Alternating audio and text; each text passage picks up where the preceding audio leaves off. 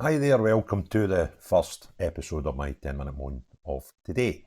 The topic of this 10-minute moan is an article that was published in yesterday's Telegraph, which tells us that teachers are going to be trained to challenge whiteness in schools. And also, depending how you read it, suggests that the current educators are racist, which is a bit bizarre.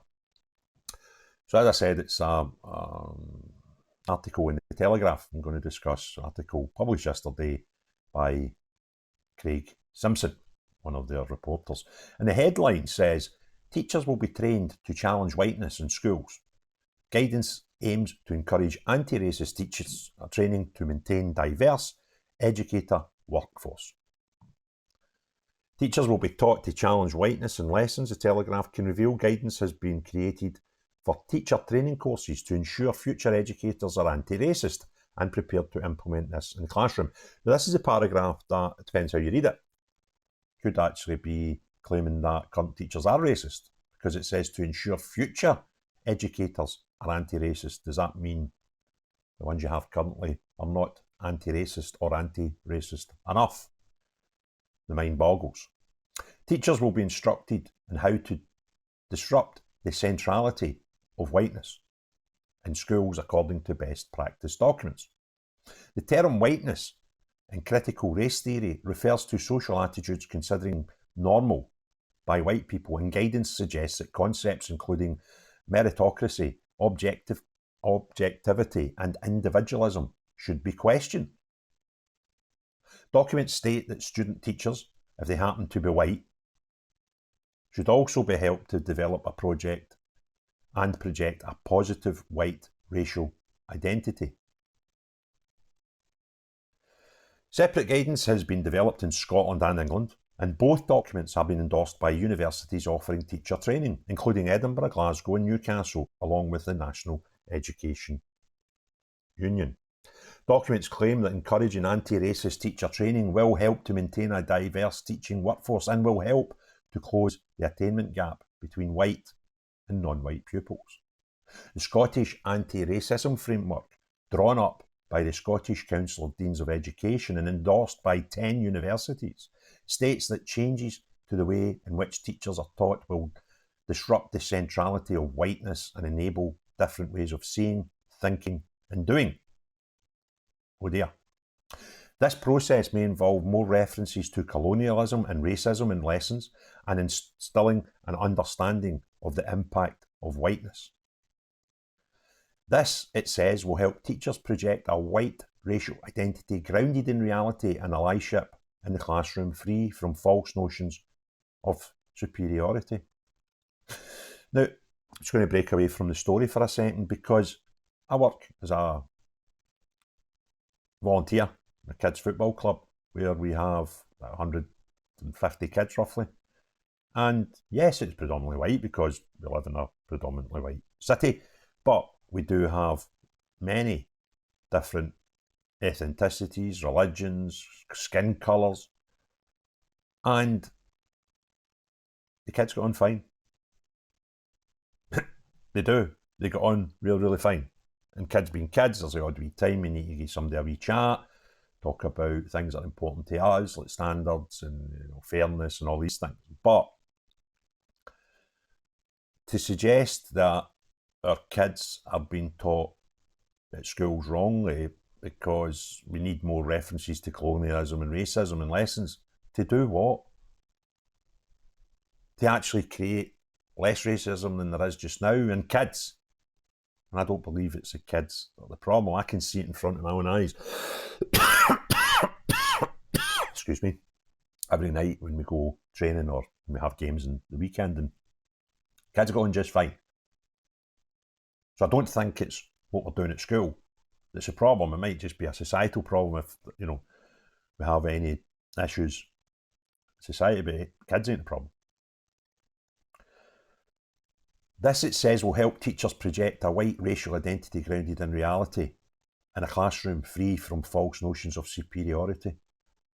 Again, I don't see this when I see big groups of kids together.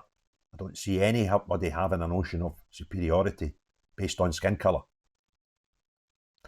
The National Anti-Racism Framework for Initial Teacher Training, launched in 2023, states that those teaching future teachers should debunk the myth of objectivity in scholarship and instead examine how some views are silenced in academic work. Those educating teachers have been urged to strive for racial justice through activism and teacher unions, according to the guidance. This just sounds more lefty, that we're to urge people to strive for more activism. A parallel anti-racism framework for teacher training was commissioned by the National Education Union in 2023 and funded by the University of Newcastle was developed for England.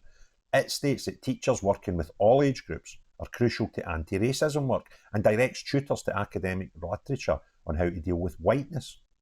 The term white has nearly 400 mentions in the guidance. The term whiteness features 121 times. The assorted academic literature sets out the importance of dispelling notions of objectivity along with what is termed tools of whiteness, including individualism and the belief of meritocracy. The framework also directs tutors to passages that claim white privilege includes the right to enjoyment and emotions themselves racialised. I'm struggling here. So is it a white privilege for somebody to have the right to enjoyment? No, that's a right for everybody. And I'm kind of lost as to what the point is here.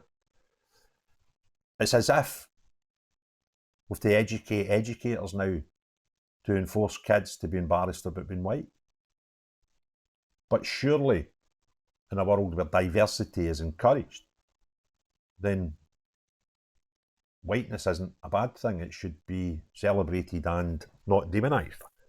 But not if you're these people who are coming up with these guidelines.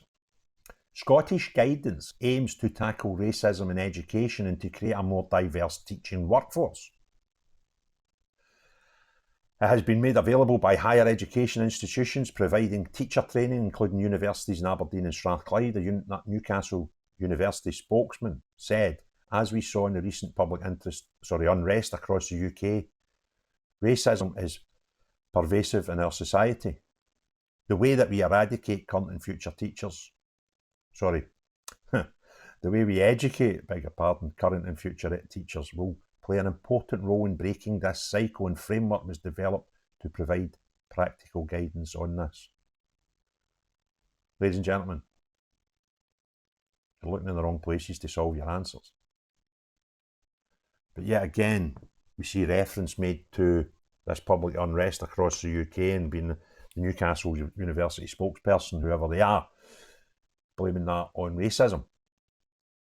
This is not healthy, because all we're doing is telling anybody that has concerns for immigration levels, not immigrants, but immigration levels, those who have concerns with the current asylum open door policy, doesn't mean you are not welcoming of asylum seekers done properly.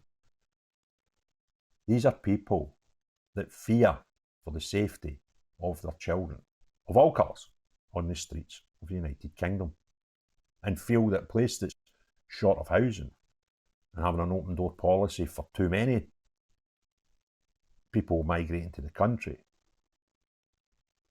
is not racist.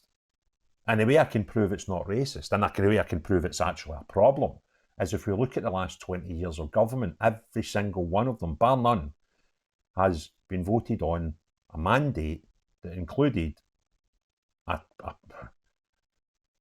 promise that none of them have achieved, but a promise to cut the numbers of immigration. So, if you question immigration and have concerns about immigration, if that makes you racist, and the Tory and Conservative governments of the last 20 odd years are all racist, because that's what they told the public. But none of them's been able to actually control it, and we went from figures of around £30,000 to £50,000, £30,000 to £50,000 net increase through immigration, to one now where we see nearly a million people, 1.3 million people coming in and 500,000 leaving, so giving us a net increase of about 750,000 per year. We can't cope. The Labour and Conservative parties have told us that when they went and asked us to vote them into power, that we can't cope and we need to curb this number. So when they suggest that there's a problem, it's not a problem. But when the citizens of the United Kingdom suggest there's a problem, they suddenly become far right and racist. And let's remind ourselves of the final straw that brought about protests on our streets. It was a murder of 3 children in the streets of Southport. And the government's never once since then spoke about knife crime. I'm going to do a separate video about that later on today, because there's some crazy facts about that just blew my mind when I learned it. So, could we stop this narrative that anybody who is concerned about the levels of immigration and the levels of asylum and the illegality of majority of the asylum seekers, can we stop this narrative that in some way is a far right and racist viewpoint? Because it's not. It's a normal person's viewpoint. And can we stop creating the narrative that we are an inherently racist place? When yes, we have racists in the country, that's not up for debate. But the problem is not fixed by having teachers who are going to get it ground into them that white privilege exists and that is just give you a right to enjoyment. And then we need to somehow install shame on the white people that these people are going to educate. That's not going to solve racism. If anything, it could help create a bigger problem. Because if we tell people that you're bad just because of your skin colour, that is inherently racist. And that could interfere with the psyche of the people you tell it to if you tell them it for too long and too often. And actually create a bigger problem than you've got just now. So this sort of stuff's mental. If you enjoyed the video, please give it a thumbs up. If you've not already done so, please hit the subscribe and notifications bell. But most importantly of all, unless you're the type of people that are embarrassed for whiteness, want to eradicate whiteness, and want to educate our educators to pass that sort of narrative on to our kids, not these people, see everyone else, have a great day. Cheery bye now.